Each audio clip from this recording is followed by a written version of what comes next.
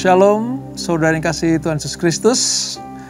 Malam hari ini kita kembali akan belajar firman Allah, di mana materi hari ini dari Keluaran pasal 28 dan 29. Keluaran 28 dan 29 itu bercerita tentang Musa diminta Tuhan untuk mempersiapkan Harun dan anak-anaknya menempati jabatan imam bagi bangsa Israel. Nah, kelengkapan-kelengkapan apa yang harus dipersiapkan Musa untuk pentahbisan Harun dan anak-anaknya sebagai imam besar dan pelayan-pelayan Tuhan di dalam kemah suci, tempat di mana Tuhan bertemu dengan orang-orang Israel, umat pilihannya. Kita akan membaca beberapa ayat firman Tuhan dari pasal 28 dan 29 ini. Namun terlebih dahulu, mari kita minta terang Roh Kudus, minta tuntunan Tuhan supaya apa yang kita pelajari persis seperti apa yang Tuhan mau. Kita hampiri Dia, kita rendahkan hati kita di hadapan Tuhan. Kita tinggikan namanya.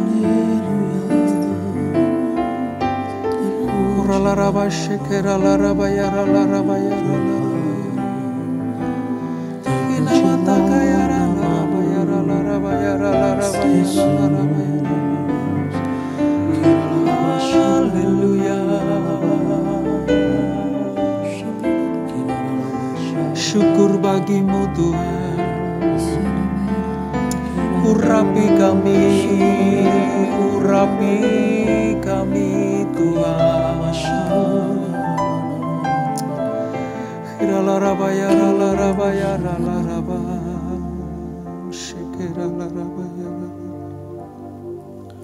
Seperti wanita mengurapimu, menangis di bawah kakimu. Demikian hidupku mau mengasihimu, Yesus Engkau baik bagiku. Seperti wanita mengurapimu, menangis di bawah kakimu. Demikian hidupku mau mengasihimu, Yesus Engkau baik bagiku.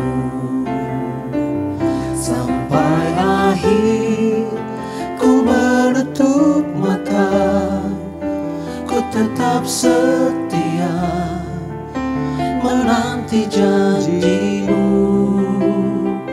Sampai ku dapatkan mahkota kehidupanku, ku tetap setia untuk melayanimu. Yes, Lord. Seperti wanita mengurapimu, menangis di bawah kakimu. Demikian hidupku mau mengasihimu, Yesus Engkau baik bagiku. Sampai akhir ku menutup mata, ku tetap setia menanti janjimu.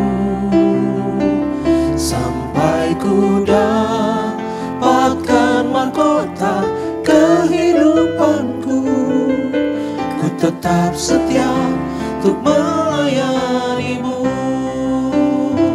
Sampai akhir ku menutup mata, ku tetap setia menanti janjimu. Sampai ku dapatkan mahkota tetap setia untuk melayanimu sampai akhir. Ku menutup mata, ku tetap setia menanti janjimu sampai ku dapatkan mahkota kehidupanku. Ku tetap setia untuk melayanimu. Ku tetap setia untuk melayanimu. Ku tetap setia untuk melayanimu.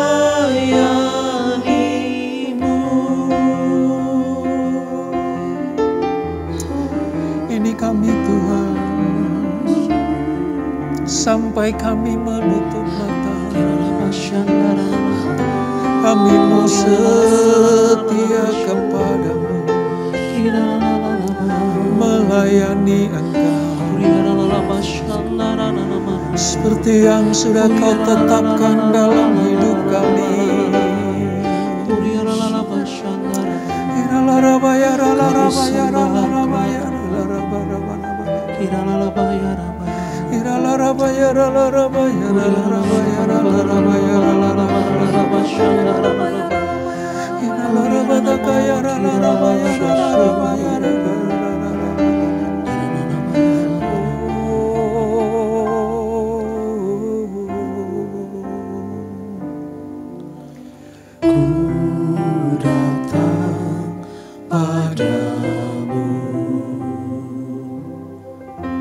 sujud di hadapan-Mu,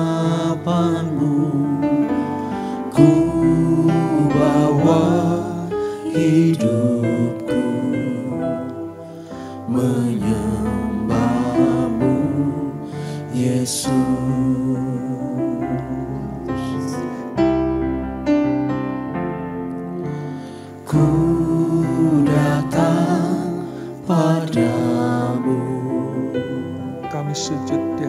Tuhan. Sujud di hadapan-Mu,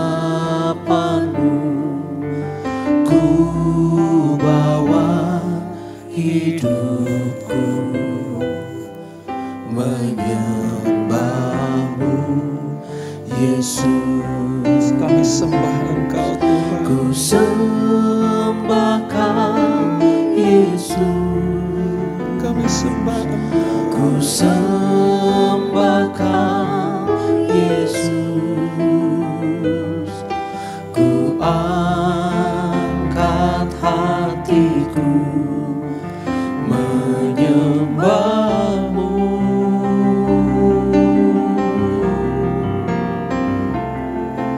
Ku sembahkan Yesus.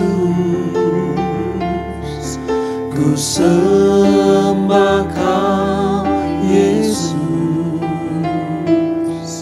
Ku angkat tanganku menyembah-Mu. Kami datang menghampiri tahta-Mu yang kudus, ya Tuhan. Ku datang padamu, Kami sujud di hadapan-Mu. sujud di hadapan-Mu. Kami bawa seluruh hidup kami ke dalam tangan-Mu, Bawa hidupku dan kami menyembah satu-satunya Allah. menyembah-Mu, Yesus. Ku sembahkan Yesus. Ku sembahkan Yesus. Ku angkat hatiku menyembah-Mu.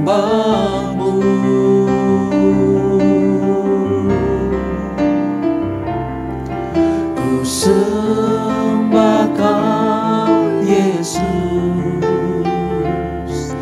Ku sembahkan Yesus. Ku angkat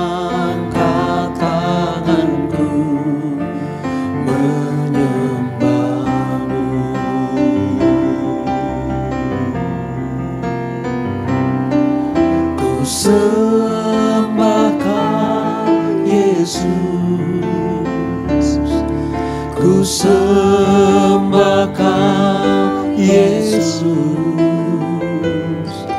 ku angkat hatiku menyembah-Mu.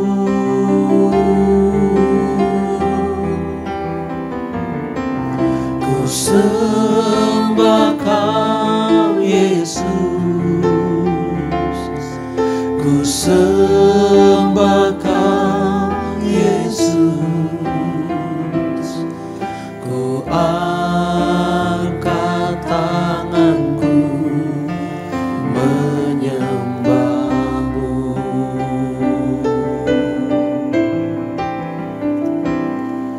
Ku angkat tanganku menyembah-Mu.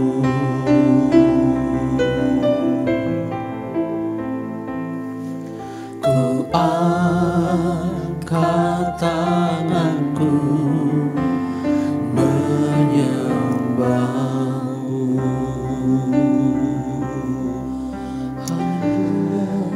Kami mengangkat hati dan tangan kami ya Tuhan, menyembah Engkau satu-satunya Allah, satu-satunya Tuhan yang benar, yang kami kenal di dalam Yesus Kristus. Terima kasih Bapa. Terima kasih untuk hadirat-Mu yang menyembuhkan, hadirat-Mu yang menguatkan, hadirat-Mu yang memberkati kami semuanya. Tiba saatnya kami akan belajar firman-Mu. Mari Roh Kudus urapi kami. Ajar kami mengerti setiap kehendak Allah untuk kami lakukan dalam hidup kami. Jamah kami Tuhan, jamah kami. Roh Kudus, bekerjalah. Kami siap dibentuk menjadi bejana yang indah. Di dalam nama Yesus, mari yang siap belajar firman Tuhan, mari sama-sama kita katakan, amin, amin. Pembelajaran kita sampai kepada Keluaran pasal 28 dan kita gabung menjadi satu dengan pasal 29. Mengenai pakaian imam dan pentahbisan Harun.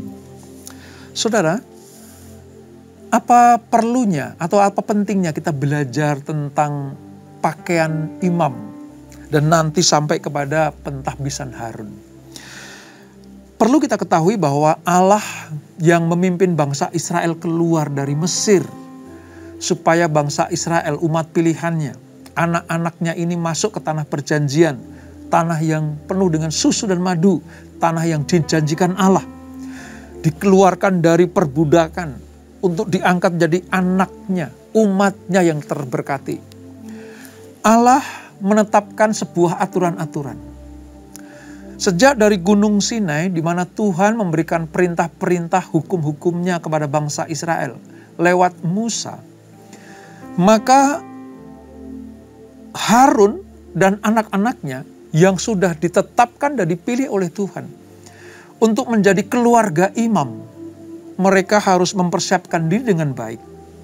Sebab apa saudara? Sebab hubungan antara Allah Israel dengan umatnya, yaitu umat Yahudi, umat Israel, itu bukan hanya sekedar hubungan antara manusia dengan Allah yang akan menurunkan berkat-berkat jasmani saja. Tetapi dalam hubungan yang luar biasa ini saudara, Tuhan ingin juga bangsa Israel memiliki kehidupan rohani yang benar. Memiliki kehidupan iman yang benar. Oleh sebab itu, Musa yang memimpin ya secara kebangsaan Israel ini, tetapi dalam hal keimanan, iman bangsa Israel, maka Harun dan anak-anaknya itu yang terpilih. Walaupun nanti firman datang kepada Musa lalu sampaikan kepada Harun, tetapi jabatan keimaman itu jatuh ke Harun. Nah, oleh sebab itu, pada waktu itu, untuk bisa melakukan tugas-tugas keimaman, maka Harun harus diberikan sebuah jubah sebagai tanda legalitas imam, sebagai tanda kebesaran imam, bahwa Harun dan anak-anak hanya yang boleh melayani Tuhan di dalam kemah suci yang Tuhan perintahkan untuk didirikan. Di mana Harun bukan hanya secara rohani saja dibekali, tetapi juga secara jasmani. Yang membedakan antara umat dan imam itu juga harus dipersiapkan. Nah, dalam hal ini adalah pakaian imam, saudara.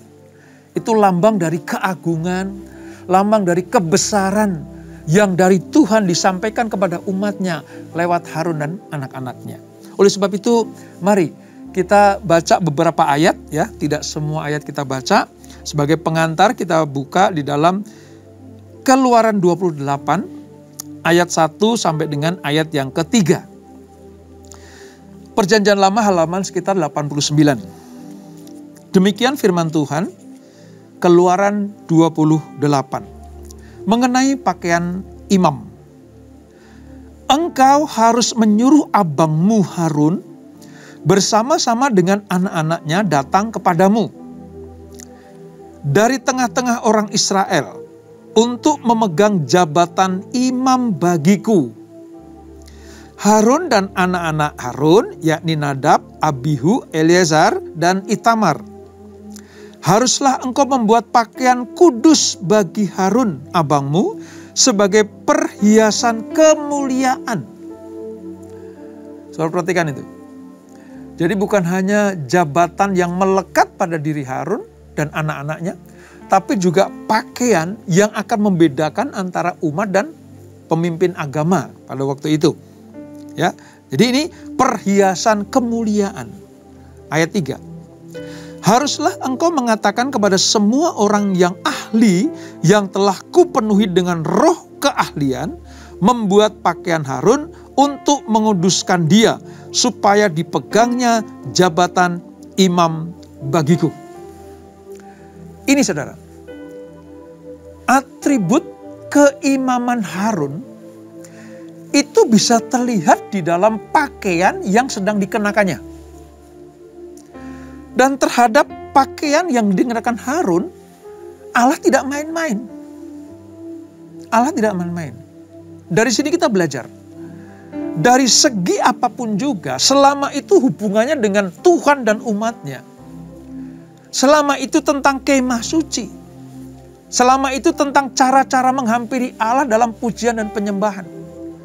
Bahkan urusan atribut sekalipun, urusan pakaian sekalipun, Tuhan tetap mau yang terbaik. Terbukti di ayat yang kedua tadi dikatakan, haruslah engkau membuat pakaian kudus bagi Harun abangmu sebagai perhiasan kemuliaan. Perhiasan kemuliaan. Karena apa, saudara? Karena Harun itu representatif dari Tuhan kepada umat dan dari umat kepada Tuhan. Tidak mudah, saudara. Tidak gampang untuk menjabat imam seperti Harun dan anak-anaknya. Sampai-sampai Allah harus mempersiapkan dengan baik. Sampai-sampai Allah harus mendandani, Allah harus memperlengkapi Harun dan anak-anaknya supaya kehidupan, pelayanan, pekerjaan sebagai imam besar pada waktu itu berkenan kepada Tuhan. Dan luar biasanya lagi di ayat yang ketiga, haruslah engkau mengatakan kepada semua orang yang ahli.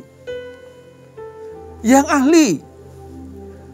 Kata yang ahli di sini artinya yang betul-betul memang menguasai bidangnya untuk mempersiapkan, mungkin menjahitnya, mungkin memasang atribut pakaian imam, itu yang ahli. Yang tidak diperkenankan. Ya.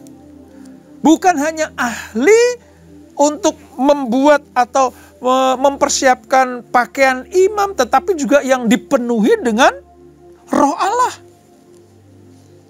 Dikatakan di ayat ketiga itu, yang telah kupenuhi dengan roh keahlian, membuat pakaian Harun. Coba saudara bisa bayangkan bagaimana Allah betul-betul detail, betul-betul serius.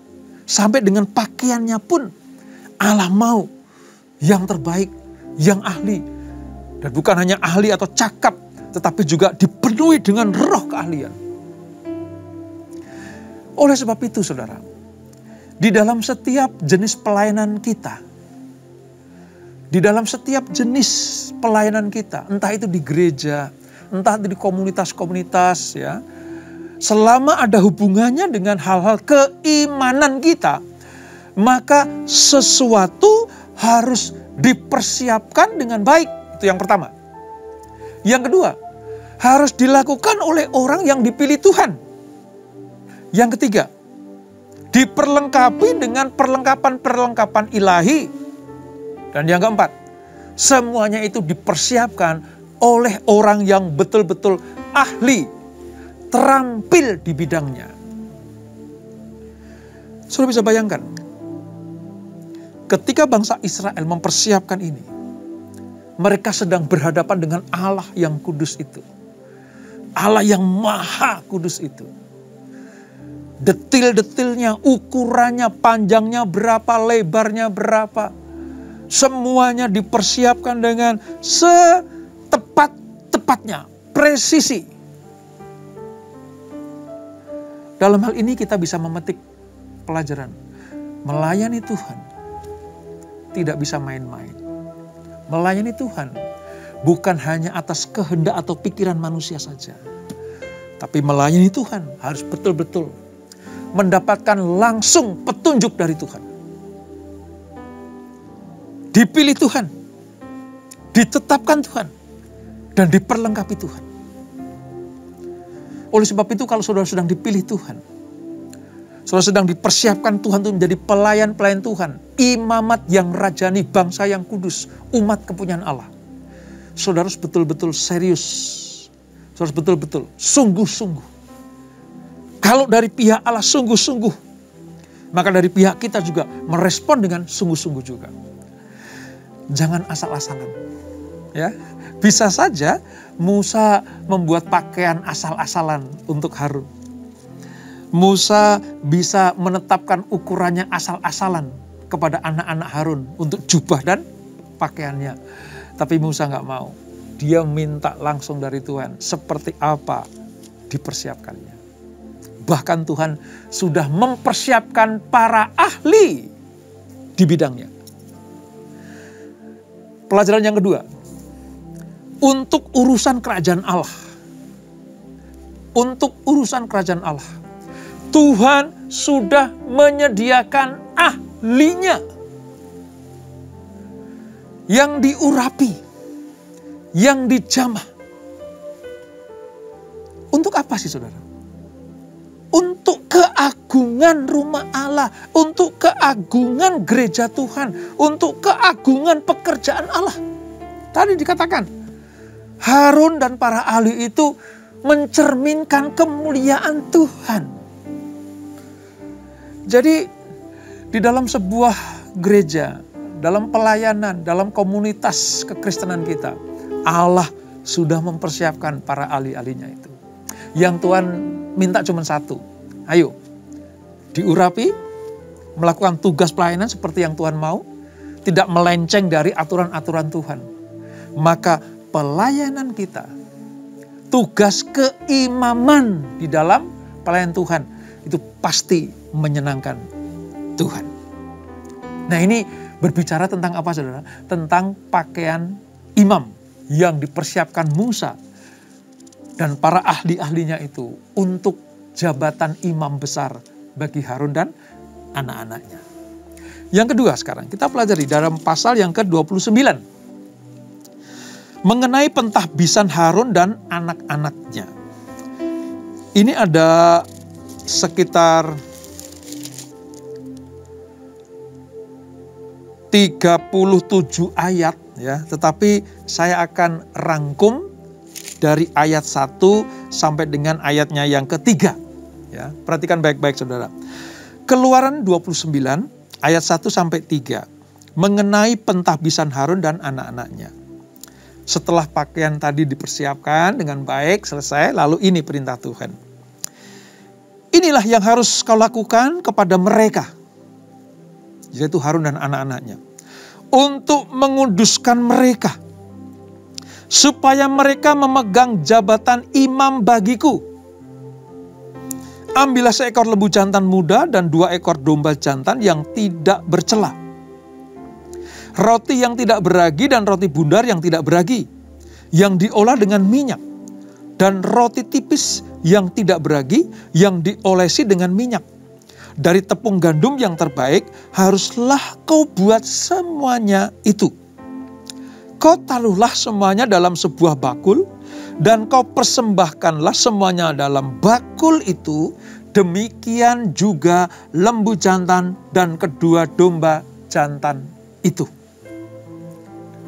Saudara lihat, untuk urusan pakaian imam, seperti yang saya jelaskan tadi, seperti yang kita pelajari tadi, Allah detil dipersiapkan oleh para ahlinya. Nah, setelah atribut selesai, setelah jubah selesai, Allah memerintahkan kepada Musa untuk apa? Untuk mentahbiskan Harun.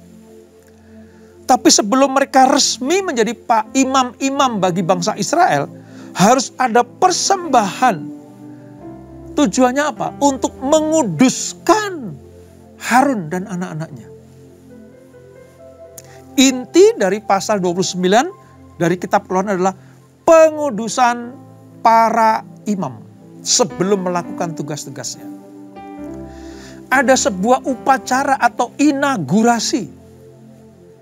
Bagaimana Musa harus menumpangkan tangan atas Harun, memberkati mereka, menguduskan mereka untuk memegang jabatan imam bagi Tuhan.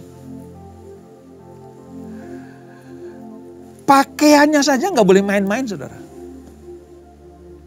Apalagi yang memakai. Atribut keimaman saja itu nggak boleh sembarangan. Apalagi yang mengenakannya. Allah betul-betul serius mempersiapkan masalah iman bangsa Israel, masalah kepercayaan bangsa Israel, masalah penyembahan, masalah ibadah, masalah korban-korban yang akan diunjukkan kepada Tuhan. Allah mempersiapkan dengan luar biasa. Oleh sebab itu, mari, hai para imam-imam Allah, orang-orang yang ditunjuk Tuhan, yang dipilih Tuhan, ditetapkan Tuhan untuk menjadi pelayannya. Bukan hanya atributnya yang kita persiapkan. Bukan hanya pakaian yang bisa kelihatan mata ini saja yang kita persiapkan dengan baik. Tetapi kehidupan, hati, pikiran, jiwa dan rohnya itu betul-betul harus kudus, benar di hadapan Tuhan. Nanti pada perjalanan ke depan, saudara, Imam Harun dan anak-anaknya itu ada beberapa kali melakukan pelanggaran-pelanggaran. Ya, nanti akan ada kisah tentang apa? Api asing gitu ya, api asing dipersembahkan sehingga Allah marah sampai harus membunuh anak Harun. Nanti kita akan pelajari itu. Dari situ kita bisa melihat bagaimana tuntutan Allah kepada para imam itu lebih tinggi daripada kepada umat. Oleh sebab itu mereka harus betul-betul pada posisi kudus, pada posisi dibenarkan, pada posisi dilayakkan, pada posisi diperbolehkan Tuhan untuk melayani Allah dan umatnya. Oleh sebab itu, tahap pertama bagi Harun dan anak-anak harus dikuduskan. Dengan cara apa? Ada persembahan. Ada mezbah persembahan yang harus dikeluarkan dari binatang lembu dan kambing domba itu lewat darahnya. Ingat saudara, setiap kita belajar di dalam perjanjian lama tentang darah korban, itu artinya kekudusan, pengudusan, dan penghapusan segala kesalahan. Ada korban yang disembelih, darahnya itu ditampung, lalu dipercikkan, itu lambang pengudusan, lambang pembenaran, kelayakan, supaya apa? Ada pengampunan atas dosa-dosa dan kesalahan. Saudara bisa bayangkan, seorang Harun dan anak-anaknya yang akan menjadi perantara bagi umat Allah dengan Allah, mereka harus pada posisi yang kudus. Ini manusia biasa, Harun tuh manusia biasa, anak-anaknya juga manusia biasa. Ya. Makanya dia perlu dikuduskan sebelum memimpin upacara pengudusan. Karena nanti setelah Harun dan anaknya bertugas menjadi imam di kemah suci, nanti Harun dan anak-anaknya yang diizinkan Tuhan ada di lingkungan dalam kemah suci itu. Yang menyembelih, yang menampung darah korban, memercikkan entah di ruang maha kudus maupun di mesbah-mesbah. Itu dilakukan oleh Harun dan anak-anaknya. Tapi sebelumnya dia harus pada posisi suci, kudus, dan dibenarkan. Ini saudara. Pelajaran yang dapat kita petik dari ini adalah kalau saudara sudah dipilih Tuhan, sudah diangkat Tuhan menjadi alat kemuliaan Tuhan, sudah ditetapkan menjadi pelayan-pelayan Tuhan, ya, ingat, bukan hanya atributnya saja yang harus benar-benar layak di hadapan Tuhan, tapi juga dalemannya, artinya hati, jiwa saudara, pikiran saudara, perkataan saudara, bahkan tingkah laku kita juga perlu dikuduskan Tuhan. Dan hari ini kita belajar dari Keluaran pasal yang ke-28 dan 29. Baik pakaian maupun yang memakainya harus kudus di hadapan Tuhan. Nanti pada perjanjian baru semuanya ini terwakili oleh Tuhan Yesus Kristus. Dia imam besar sekaligus korbannya. Pakaian keimaman Yesus tidak seperti yang dikenakan oleh Harun memang.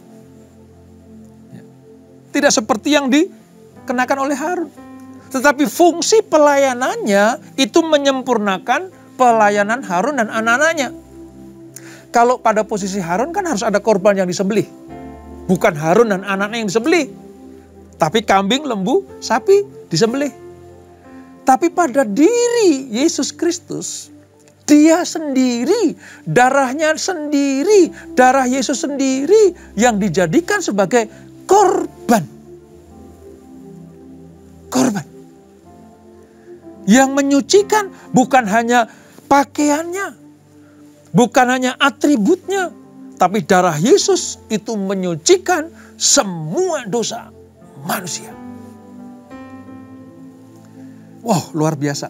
Kalau kita mengingat Tuhan Yesus, ya, kita betul-betul harus mengucap syukur padanya, saudara. Kalau kita belajar, makanya kenapa Bible Study itu mengupas seperti ini, saudara harus tahu bagaimana Yesus Kristus menjadi penyempurna atas korban, persembahan, ibadah, mesbah pada zaman Israel di padang gurun. Kalau kita hidup sekarang ini, pada zaman anugerah ini, kita tidak perlu mempersiapkan jubah seperti yang Harun miliki. Kita tidak perlu menyembelih anak kambing domba, lembu sapi, burung tekukur. Sebab semuanya terwakili oleh Tuhan Yesus. Oleh sebab itu, cintai Yesus. Cintai Yesus, kasihi Dia. Hormati, mengucap syukurlah atas karya-karya keselamatan lewat Tuhan Yesus. Maka kita akan dilayakkan. Kita akan diberikan kesempatan kepada Tuhan. Untuk apa? Untuk menikmati hadirat, berkat, dan jamahan kasih-Nya. Hari ini kita belajar, yuk selain pakaian yang kita miliki harus benar, sopan ya saudara. Zaman sekarang ini harus sopan, benar ya. Lalu mencerminkan naturnya Allah gitu ya. Bukan hanya pakaian saja, tapi juga tingkah laku kita, perbuatan kita, pikiran kita, pelayanan kita semuanya harus mempermuliakan nama Tuhan. Karena seperti Harun disebut sebagai imam bagiku, kata Tuhan. Demikianlah kita semuanya imam bagi Tuhan di masa-masa perjanjian baru ini. Kita tundukkan kepala. Bapa di surga, terima kasih untuk pelajaran pada malam hari ini. Kami mengerti sekarang mengapa kami perlu membaca, merenungkan di dalam Keluaran pasal yang ke-28 dan 9 ini. Sepertinya gak penting bagi kami. Tapi kalau kami dalami, kami selami, kami renungkan dan kami pikirkan betapa Allah yang disembah oleh Allah Abraham, Ishak dan Yakub, yang olehnya Musa diutus dan Harun ditetapkan, adalah Allah yang betul-betul kudus, Allah yang serius, Allah yang mempersiapkan detil-detil setiap kehidupan anak-anaknya. Sampai pakaian imam pun diperhatikan oleh Tuhan. Dan pentahbisan Harun dan anak-anaknya harus dilakukan. Kami belajar dari ini ya Tuhan.